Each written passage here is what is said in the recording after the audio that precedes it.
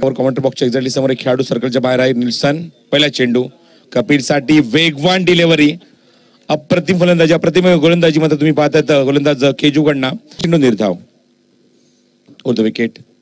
कपिलसाठी चेंडू हवेमध्ये फ्लाय होतोय, चेंडू मध्ये जातोय गलीमध्ये, मोनिश कडे झाले होते विकेट.